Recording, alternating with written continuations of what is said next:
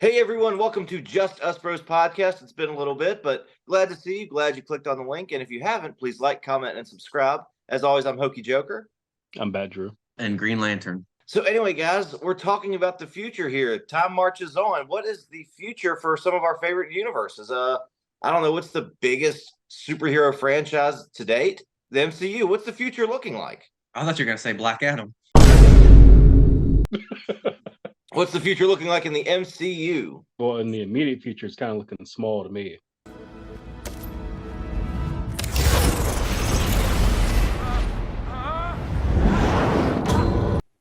You know what I'm saying?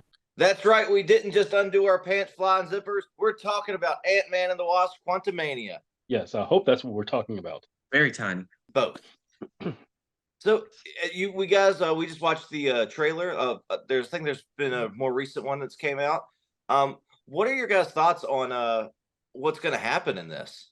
They showed a lot in the trailer, but I feel like it's one of those trailers where it looks like they show a lot, but what they show is the first 5 minutes of the movie, and then it leaves the whole rest of the movie. At least that's what I'm hoping. For the trailer, it looked like I can almost tell what the entire story is. Hopefully, they're trying to misdirect me, but it looks like Kang needs Ant-Man's help to get something.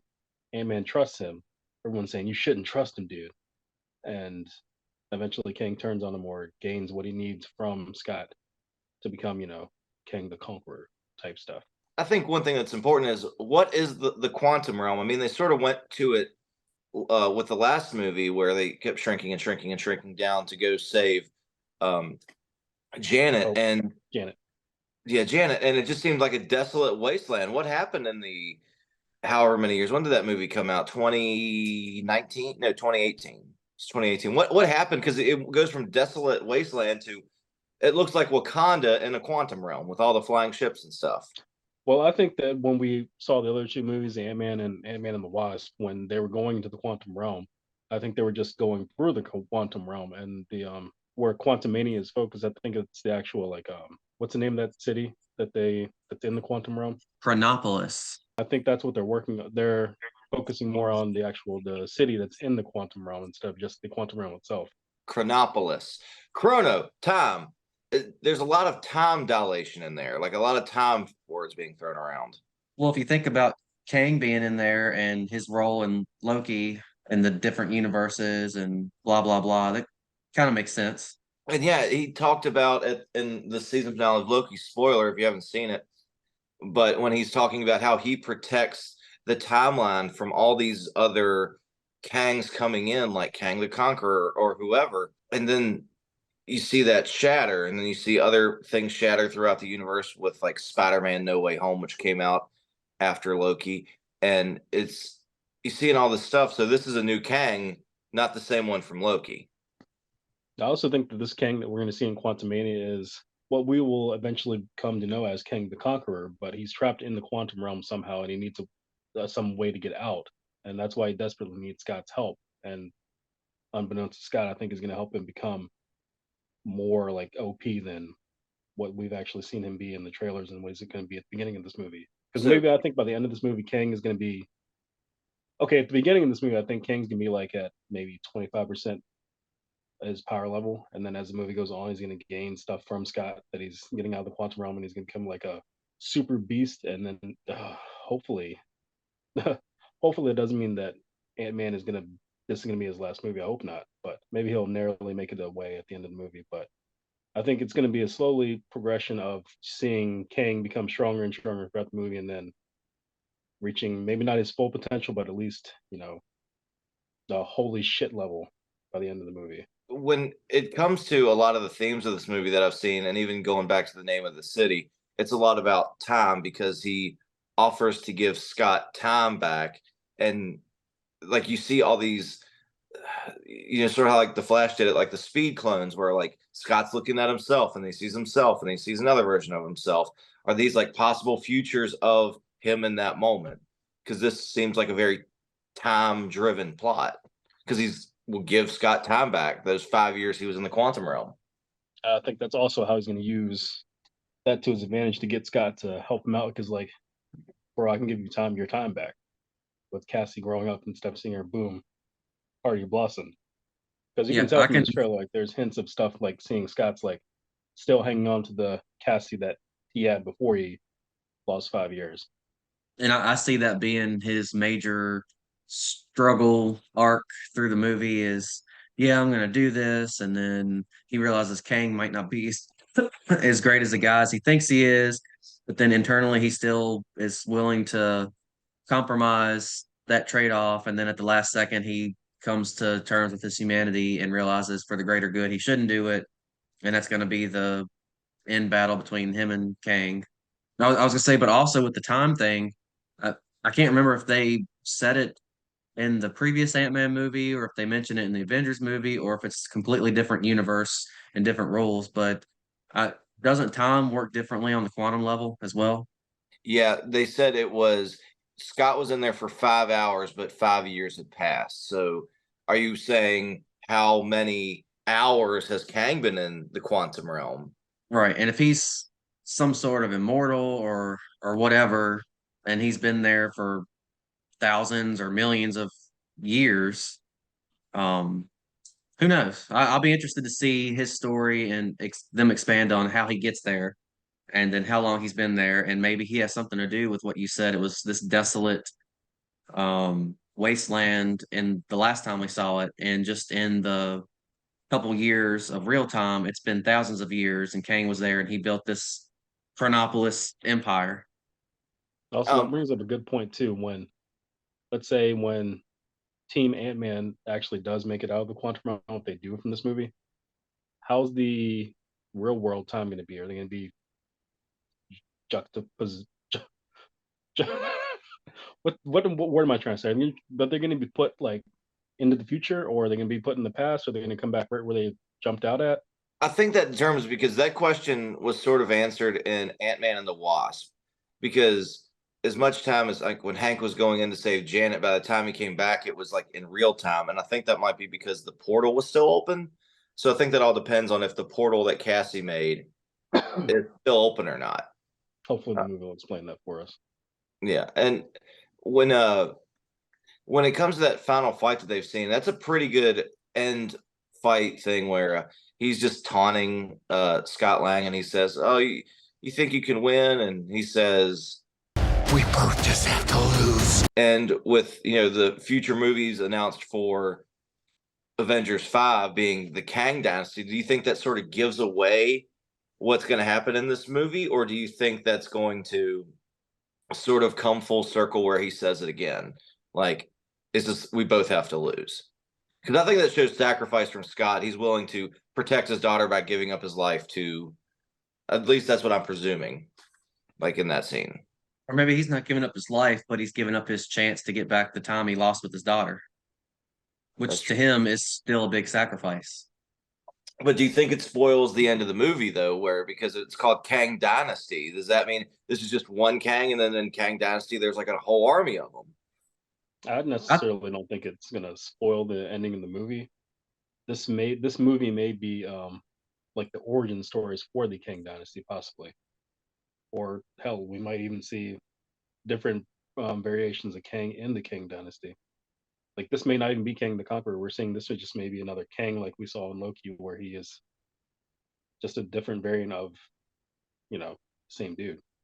yeah, no, I don't think it spoils it because they can back even if like phase one and phase two of the Marvel universe, we knew that there was going to be a Thor 2 after the Avengers. So we knew that Thor wasn't going to die during the Avengers. And same thing with Iron Man sequel stuff or showing up in future movies.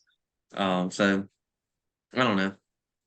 I think there's always a little bit of you kind of know that the hero is going to survive.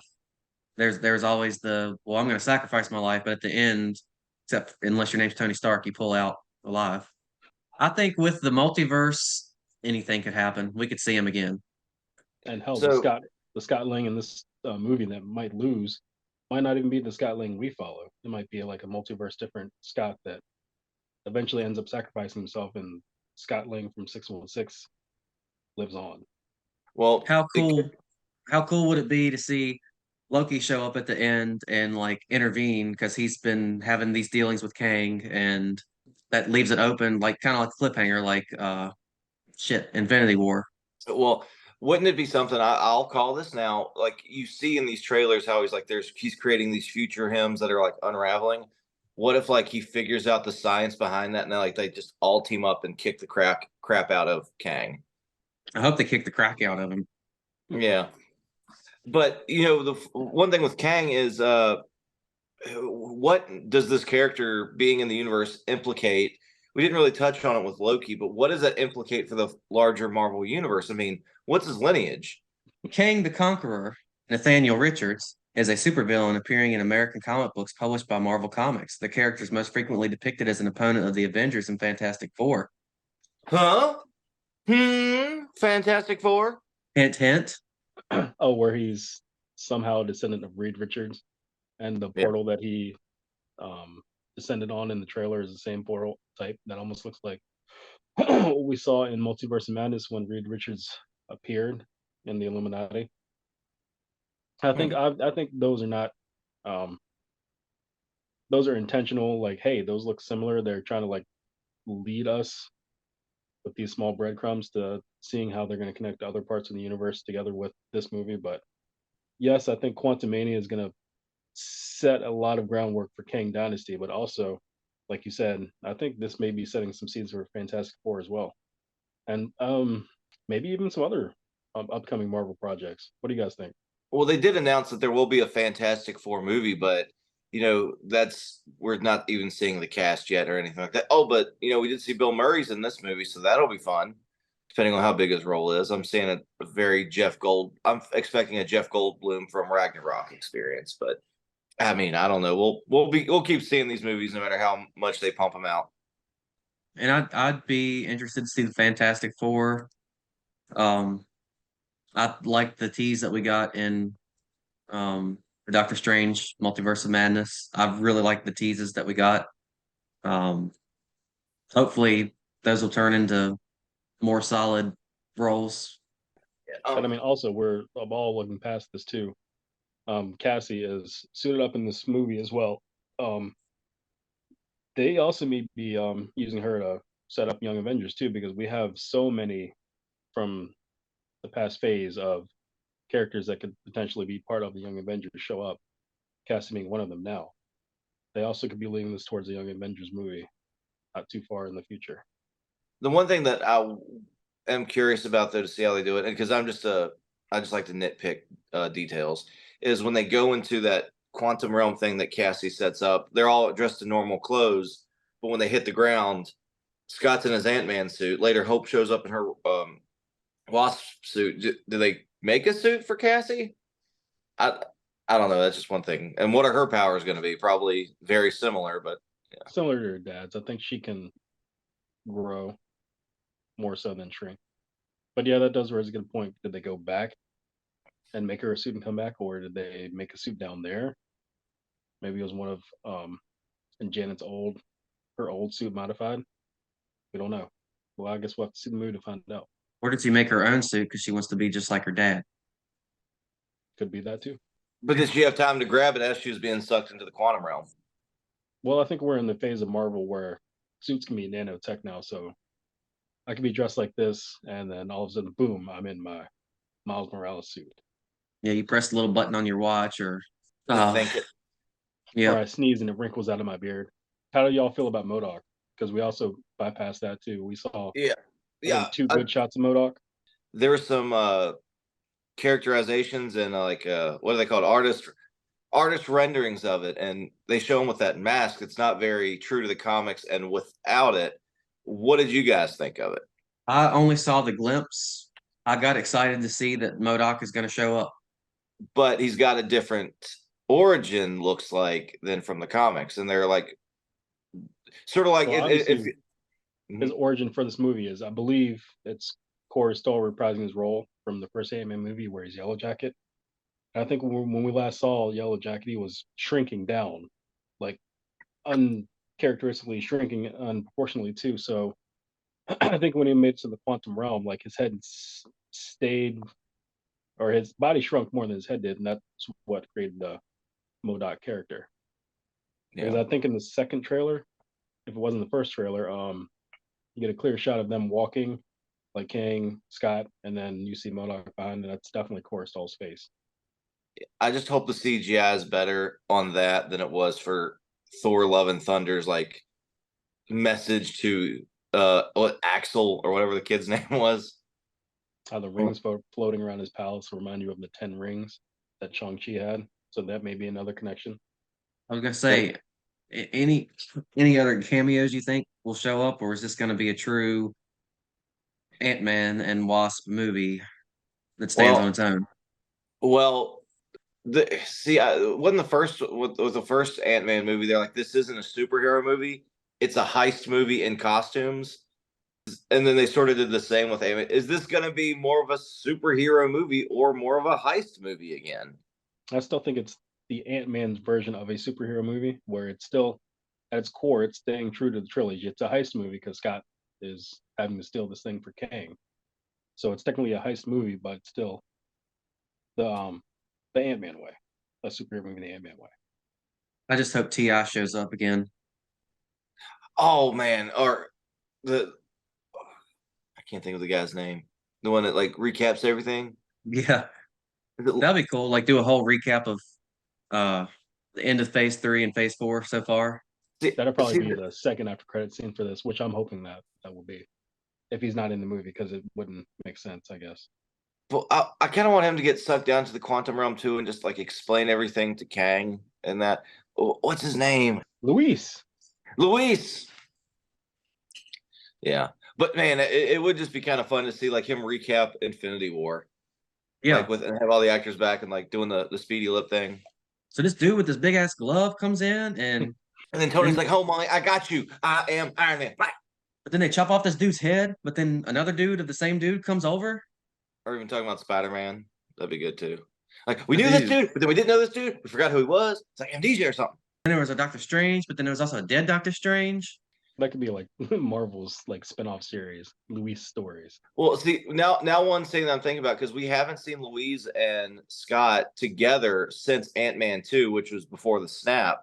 So when he meets up, I just kind of want to see like them recapping the last 5 years. It would just because Luis has got to be like he shouldn't have gotten snapped. He can tell him everything that went down. And side story, or side TV show,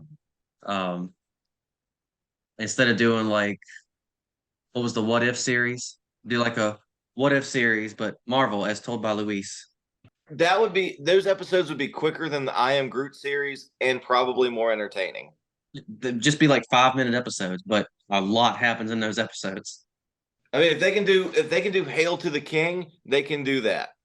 With that being said, guys, please go to the movies February 17th. See Ant-Man and the Wasp: Quantumania. Let us know what you think is going to happen. Let us know what you thought of the movie. Like, comment, and subscribe. We really appreciate it. For anyway, guys, anything you want to talk about, MCU, DCU, movies, comic books, games, this is us. I don't know. I've never watched it, never played it. It'll be fun for all of us. Anyway, I'm Hokey Joker. I'm Bat Drew. Green Lantern. Guys, as always, cheers.